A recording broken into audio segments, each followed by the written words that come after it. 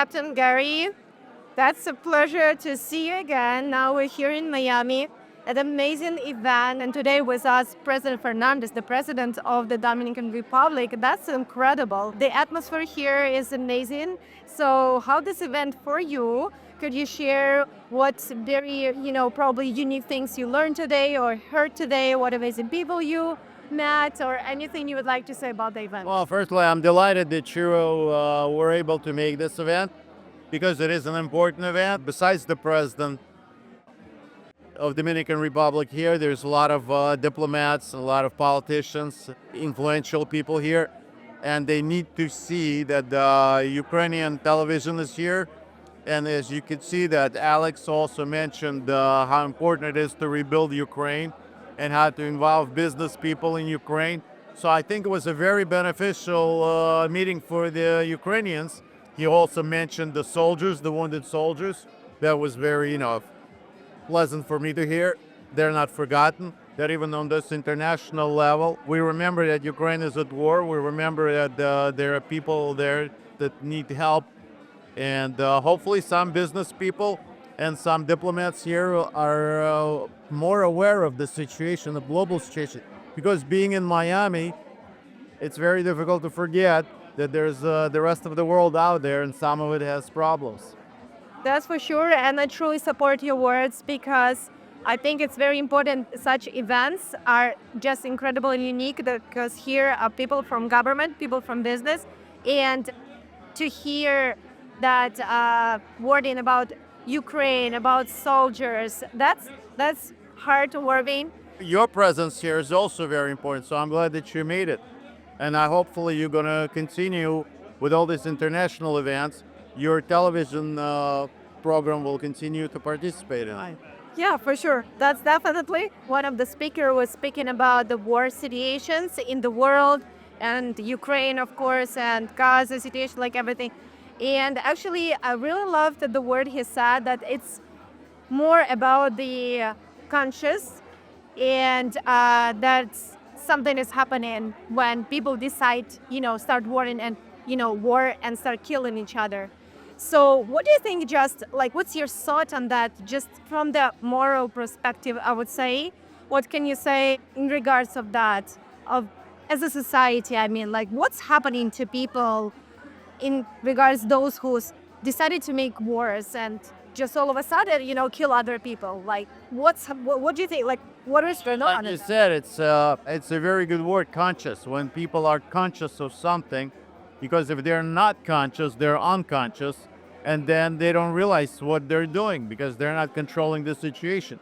And of course, war is madness. It's pure madness. We're killing each other, and unfortunately, also, where there is unconsciousness or no conscious, it's because some people make a lot of money on it. And because they make a lot of money on the blood of others and on suffering of other people, it's evil. It's pure evil.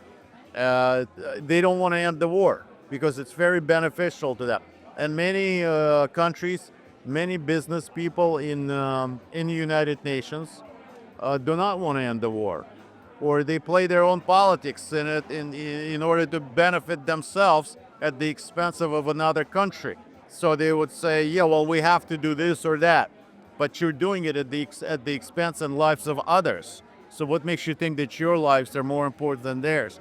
And of course, it's all ends up being money and greed and unconscionable behavior of many leaders who represent big firms, oligarchs. But it's the common people that suffer, of course, a great deal.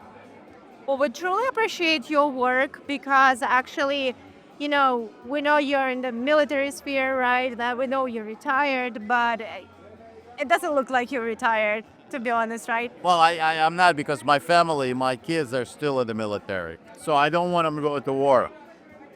Exactly. The example of the work that you do, like, you help a lot. You help a lot with Ukraine. You help a lot, with, really, to soldiers. But at the same time, you also do a lot of streams. You work actually with people as well. So you spread the word out. So you actually in a lot of battlefields, so what I'm trying to say. And That's, you know, that's It's also, I mean, informational war is a war too. And unfortunately, and I blame many so-called journalists saying that what you're doing is unconscionable. I know you're getting paid for it, but what you're doing is the blood of Ukrainian soldiers and the blood of Israeli soldiers and the blood of civilian people are on your tongues, are on your tongues. And one day you will be responsible. Somebody will hold you responsible for your behavior. That is why I enjoy your television so much and giving you interviews like that. What they doing it is because somebody bought them to do it, made them do it. And unfortunately, there's so much of it and so much disinformation goes around that the wars don't stop. They continue to fight because that's the encouragement that the people get, the brainwashing.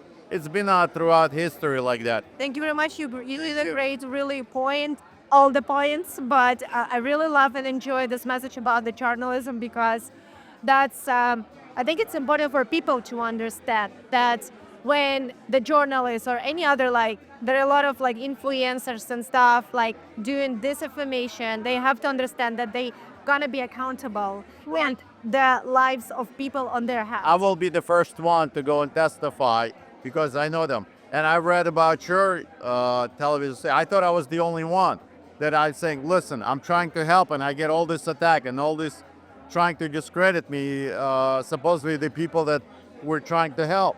And then I read about your television station. I said, okay, I'm not the only one. We got to do the right thing at the right time for the right reason.